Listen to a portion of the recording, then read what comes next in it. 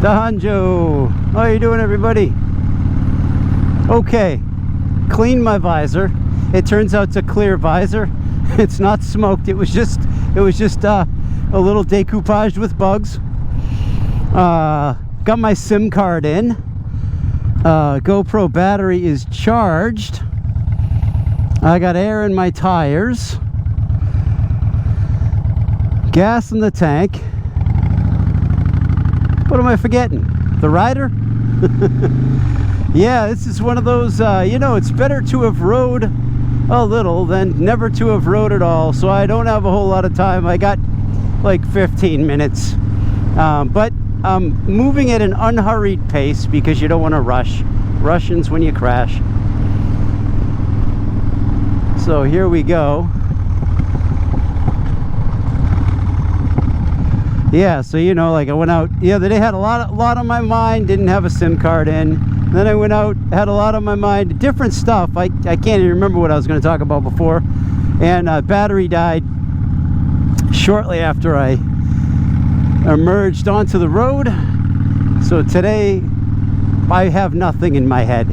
Yeah, but I'll talk about, I never talk about my Indy Ridge boots anymore, right? Here I am, I'm wearing the ventilated ones today. The reason I don't talk about them anymore is because they're just a given part of my gear. And the other reason I don't talk about them anymore, what's up, dude, is that they're bulletproof, and so they never give me problems, and they're still in great shape, so I haven't had to buy new ones. You know what I mean? So that's why I'm not talking about those. Oh, you never talk about your loop earplugs anymore. Well, I'll tell you, the loop earplugs. Oh, I should say about Indy Ridge boots. The Indy Ridge boots got me through Metallica at Gillette Stadium. So again, they're boots. You can wear them if you get them the right size, and they fit. And you can go through like an environment like a Metallica concert, and you're still walking around afterwards. Still comfortable. So yeah, so thank you, Indy Ridge. I would have posted pictures, but again, it's just one of those things. I'm not sponsored or anything like that. I was just having a good time at a concert. And so the loop earplugs, it's the same thing. When you put them in, you put the right. They come with a few different size attachments. You put the ones that fit in your ears. And then they work great. So I wore them at Metallica. Metallica is a fairly noisy concert, and my ears were very comfortable.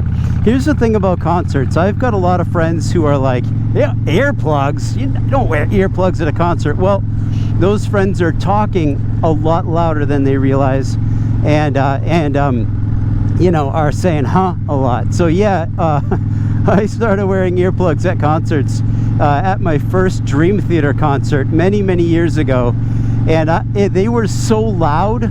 I got tickets in the 7th row somehow, and they were so loud I couldn't hear. And a guy next to me had extra earplugs, and he gave them to me, and as soon as I put them in, it sharpened up. I could hear the band. So not only could I feel Mike Portnoy kicking me in the torso with his drum kit, and John Mayung, just shifting my bowels around it with the bass, but I could actually hear, the concert. So I wear earplugs at any concert, and if I'm playing live, except at my church gig, because I'm running direct at the church gig, and we just have monitors and stuff, and so I don't wear earplugs there. But anyway, yeah, I like the loop earplugs. Yeah, perfectly good when you size them right. A lot of the complaints about loop earplugs, I could almost guarantee it's people that they've got the wrong end on them and don't care to change them, or just are lazy about it. It's much easier to complain, isn't it? So but I haven't really had, but again, Loop does not sponsor me, and I've kind of looked into be an ambassador, but then you're kind of like, you got to make content for them, and honestly, they work fine. So I'm not talking about them all the time. If they wanted to give me a free set now and again, I would certainly talk about them because they're good. So I don't talk about those. I also I seldom mention, so I'll mention it now for those of you who are new to the channel. God bless your souls. You know, you can unsubscribe anytime. Many have, but if you take a look, hang on, should I get on a straight stretch before I look down at the tank? This is a low rider, so you're looking down at the tank. But I got some stickers on here. I don't know if you could see them. I got my eyeballs pointed straight ahead. Oh, and but I got some stickers on there. I've got my chrome limited edition. I don't know, it came with whatever, NoTrouble.com. No Trouble is your website for bass players. If you're a bass player or even a musician, NoTrouble.com, just go there. It's a vast resource for bass players, but also if you're just a music lover in general. It's hard not to love No Trouble. The other ones down there, I gotta focus here, folks.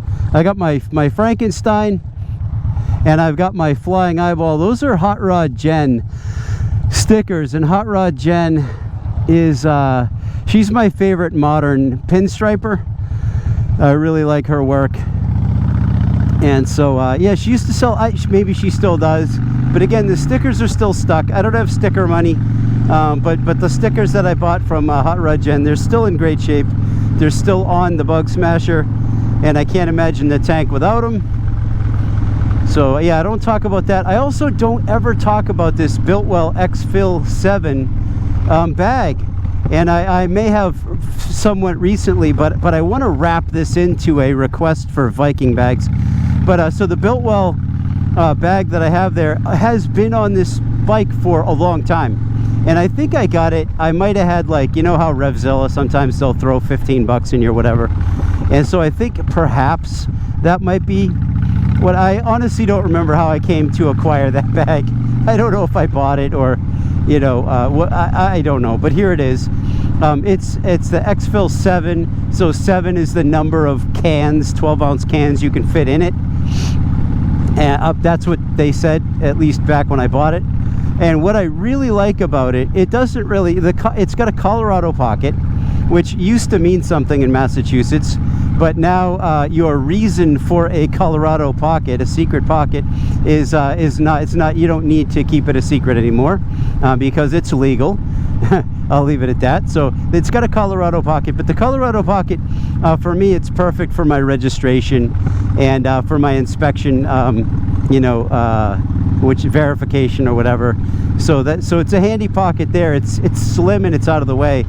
I always know where my registration is if I get pulled over, or, you know, if I get in an accident or something.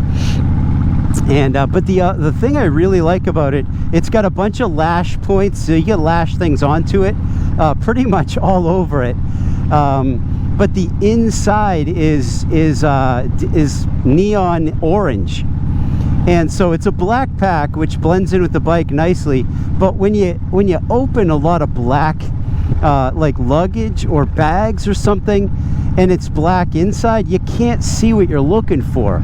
You know what I'm saying? Not only at night, but in the daytime it can be a challenge.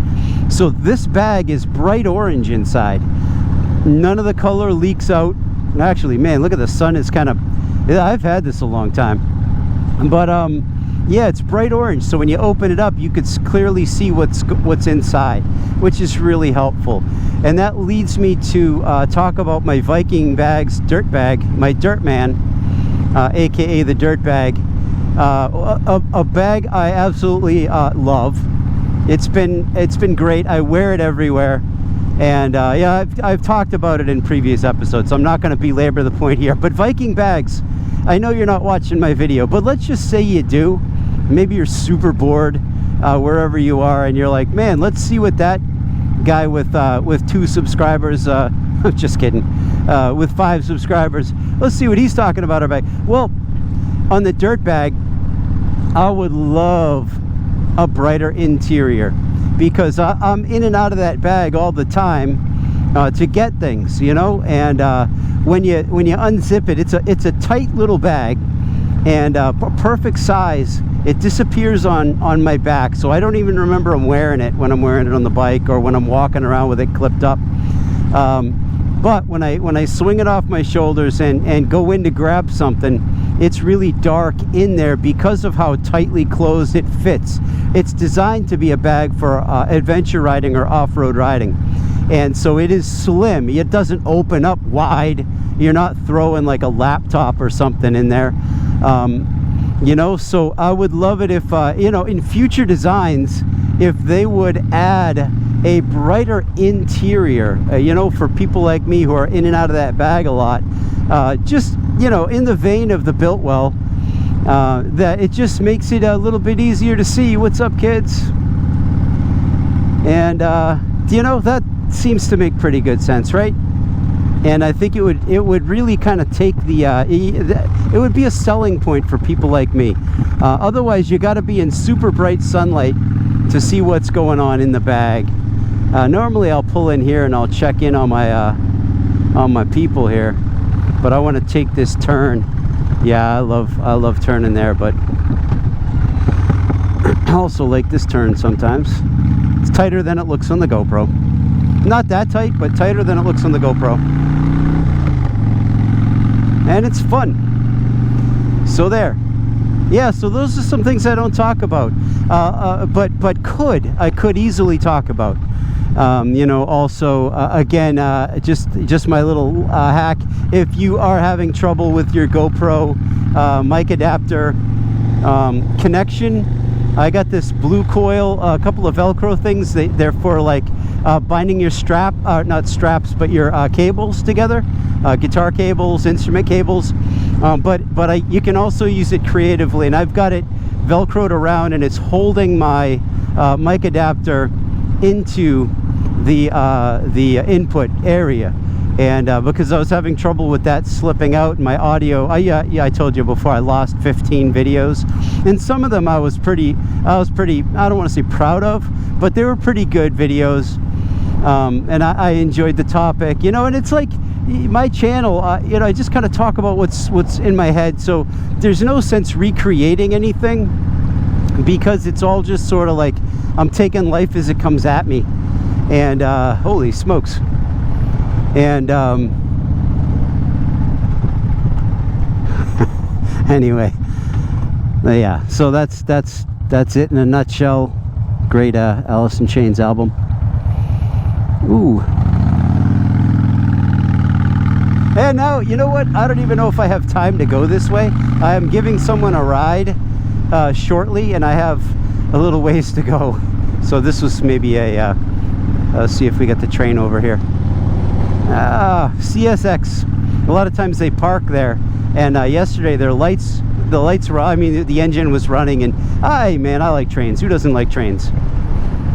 Jerks! That's who. Oh, jeepers. Hey, whoops, hello sir. 2 hands on the bars, yes sir. Oh, except for Brock Gill's friend, was it Dan? Who's got one arm, but he rides adventure bikes. He rides like off-road. The dude is a beast. Yeah, Brock Gill, go check out. I don't talk about his channel much. Just kidding, I talk about it a lot. But go check out his video with this one-arm friend riding adventure. Unbelievable stuff. Moto Mission. All right, guys, Matt the Greeter. The things I don't talk about. Oh, and these pencils. Let's end with this, shall we? A friend of mine who has since passed and joined the Invisible Choir. What's up, dude? People called him Pencils. Was his nickname, because he always said, yeah, you take one pencil, you can snap it easily, but you put a bunch of pencils together, really hard to break. In other words, man, if you're struggling with something, you're having trouble kicking a habit, you're having trouble with your mindset, and you're alone, you're doomed. You are not going to make it. But if you put yourself in the center of a crew, right, you got a chance. Ricky Pencils. 2-4, buddy. All right, Matt the Greeter, care about you. Get in that pack, all you sufferers. We'll make it together. I'll talk to you soon. Bye.